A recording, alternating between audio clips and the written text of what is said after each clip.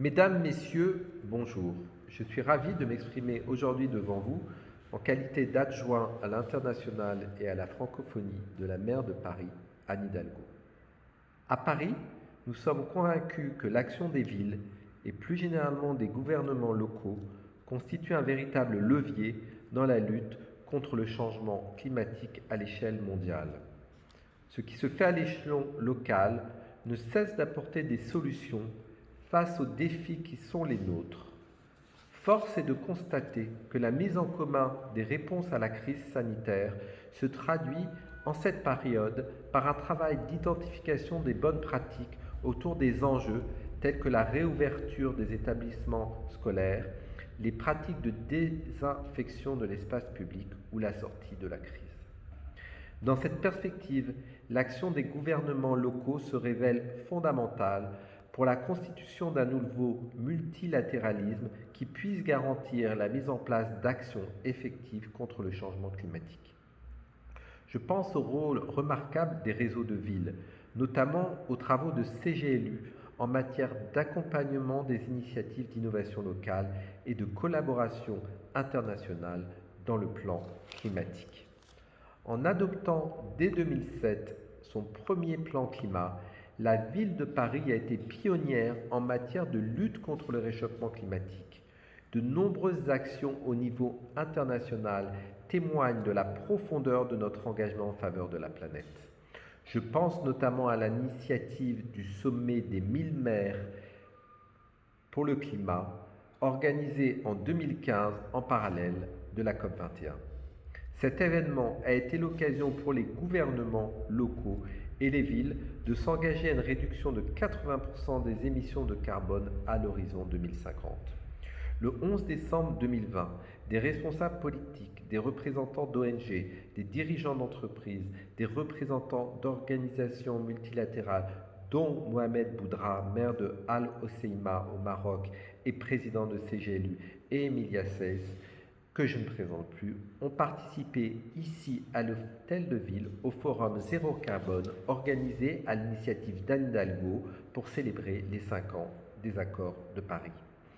Ainsi, afin de rappeler les engagements de maintenir le réchauffement climatique à 1,5 degré conformément aux accords de Paris, plus d'une centaine de villes ont signé à cette occasion la déclaration de Paris pour le climat.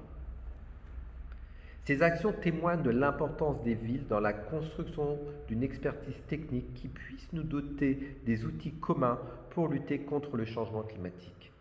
C'est pour cela qu'en amont de la COP26, nous préciserons les mesures qui nous permettront d'atteindre la neutralité carbone à court et moyen terme. Je le rappelle, notre objectif est d'atteindre la neutralité carbone à l'horizon 2040. Pour illustrer nos actions à Paris, je pense à notre politique de transport écologique visant la sortie du diesel et de l'essence, au plus 1000 km de pistes cyclables parisiennes, ainsi qu'à notre politique en faveur de la végétalisation des espaces urbains. C'est ainsi que nous avons observé une amélioration de la qualité d'air, ainsi qu'une baisse de 25% des émissions de CO2 entre 2004 et 2018. En pariant sur la construction de la ville de demain, nous avons entrepris le défi de faire de Paris la ville du quart d'heure. Cette initiative permettra aux habitants de trouver à 15 minutes à pied ou à vélo de chez eux tous les services essentiels. Les retombées économiques, sociales et écologiques issues de cet aménagement sont un enjeu majeur pour l'avenir de notre ville. Ces politiques locales cadrent avec les objectifs fixés par les Nations Unies en termes de neutralité carbone. Je pense notamment à la campagne mondiale Cities Race to Zero, qui vise à rallier les entreprises, les villes, les régions et les investisseurs afin de créer une dynamique autour du passage à une économie décarbonée. En tant que gouvernements locaux, nous devons également veiller à l'avancée des négociations des prochaines échéances climatiques mondiales. Je pense ici à la COP26 prévue à Glasgow ou encore à la COP15 sur la biodiversité, toutes deux prévues à la fin de cette année. Nous sommes également appelés à mettre en place des actions en faveur de la protection de la biodiversité et de la préservation des écosystèmes qui pourraient être envisagés comme une continuité, voire une condition, pour une reconnaissance effective et universelle des droits humains. C'est pourquoi nous travaillons actuellement à la ville de Paris à l'organisation d'un événement à portée internationale autour de la préservation et la régénérescence des forêts d'Afrique centrale, second poumon de la planète.